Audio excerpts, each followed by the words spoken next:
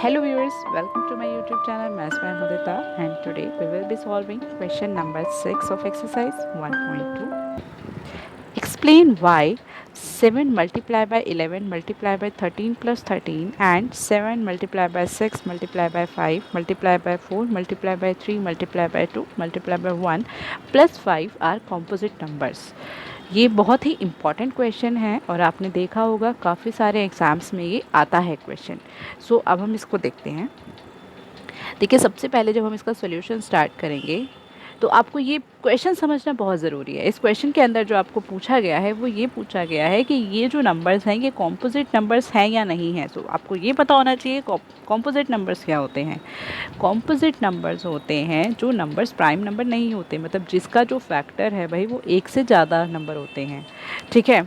सो अब हम इसके अंदर ज़रा चेक कर लेते हैं कि ये कॉम्पोजिट नंबर है या नहीं है. कॉम्पोजिट की डेफिनेशन आपको पता चल चुकी है. सो अब हमारे लिए ईजी होगा इनको सॉल्व करना. देखिए, अब यहाँ पर जो आपको चीज़ ध्यान रखनी है, देखिए यहाँ पर ये प्लस का साइन जो आपको नज़र आ रहा है ना, इसका मतलब यहाँ पर दो टर्म्स हैं. एक तो ये पूरी टर्म है और एक ये टर्म है सिंगल. ये प्लस या माइनस के साइन जो होते हैं वो पूरी इक्वेशन को टर्म्स में डिवाइड कर देते हैं. तो अब मुझे पता है इन दोनों टर्म्स में से कुछ कॉमन निकल सकता है क्या. देखिए, दोनों में 13 आ रहा है. सो हम इसके अंदर से क्या कॉमन निकाल सकते हैं, 13. सो ये हो गया 13 कॉमन. अब अंदर क्या बचेगा, यहाँ पर देखिए 13 कॉमन निकल गया, मतलब दोनों में से 13 हाइड हो गया. अब यहाँ पे क्या बचेगा, 7 मल्टीप्लाई बाय 11 प्लस में इसकी जगह पर ये 13 तो बाहर जा चुका है. सो इसका मतलब क्या रह गया, आपका 1 रह गया. अब ये हो गया 13.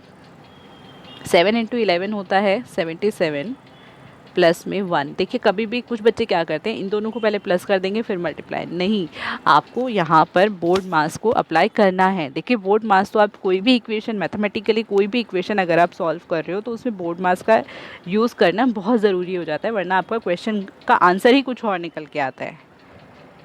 सो अब देखिए, ये हो गया आपका 13 और 77 प्लस 1 होता है 78. अब अगर मैं 78 के फैक्टर्स बनाऊं, क्योंकि 13 तो एक प्राइम नंबर है, तो वो होता है 13 मल्टीप्लाई बाय 2 मल्टीप्लाई बाय 3, क्योंकि 13 सिक्सा होता है 78. सो यहाँ पर इस नंबर का तो मुझे पता चल गया कि ये प्राइम नंबर नहीं है, ये कॉम्पोजिट है, क्योंकि इसमें 13 के अलावा भी फैक्टर्स हैं 2 और 3 के. सो आप यहाँ पर लिखेंगे कि 7 multiply by 11 multiply by 13 plus 13 as a composite number because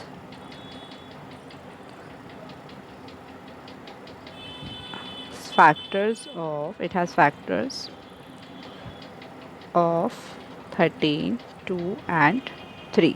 सो इसलिए क्या है भाई, कॉम्पोजिट नंबर है. अब हम आ जाते हैं दूसरी इक्वेशन पे. हमारी जो दूसरी इक्वेशन थी वो क्या थी, 7 multiply by 6 multiply by 5 multiply by 4 multiply by 3 multiply by 2 multiply by 1 plus में 5. सो यहाँ पर भी जो आपकी दो इक्वेशंस हैं वो क्या हैं, एक ये पूरी इक्वेशन और ये दूसरी इक्वेशन, क्योंकि यहाँ पे प्लस का साइन आ गया है. सो अब जब हम इसको सॉल्व करेंगे तो इसको कैसे सॉल्व करेंगे, यहाँ पर दो टर्म्स हैं. अब हम यहाँ से अगर कॉमन निकालेंगे तो इसमें से दोनों में से 5 कॉमन आ जाएगा. अब देखिए, 5 अगर हमने कॉमन निकाला तो अंदर क्या रह जाएगा, यहाँ पर 7 मल्टीप्लाई बाय 6, ये 5 बाहर जा चुका है. 4 multiply by 3 multiply by 2 multiply by 1 plus में ये 5 भी बाहर जा चुका है, तो इसकी जगह पर क्या आ जाएगा, 1. अब देखिए, इनको सबको मल्टीप्लाई कर लेते हैं. 7 6 42 42 और ये हो गया 4 3 12 12 2 24. 24 को जब आप 42 से मल्टीप्लाई करते हैं so it will become 1008 plus में 1. अब हम इनको अगर प्लस कर दें तो ये आ जाएगा आपका 1009. अब देखिए, 1009 एक प्राइम नंबर है, इसको आप नहीं सॉल्व कर पाओगे, बट ये किसी नंबर से मल्टीप्लाई हो रहा है, एक प्राइम नंबर. जैसे मैं एक एग्जांपल आपको देती हूँ. भाई, आपको पता है 2 भी एक प्राइम नंबर है और 3 भी एक प्राइम नंबर है, बट जब ये मल्टीप्लाई होते हैं तो ये एक कॉम्पोजिट नंबर ही फॉर्म करते हैं. तो इसी तरीके से जब ये दोनों प्राइम नंबर्स पे मिलेंगे, मल्टीप्लाई होंगे, तो ये कॉम्पोजिट नंबर ही फॉर्म होगा. सो आपको यहाँ पर भी यही लिखना है. सो 7 multiply by 6 multiply by 5 multiply by 4 multiply by 3 multiply by 2 multiply by 1 plus 5 is a composite number because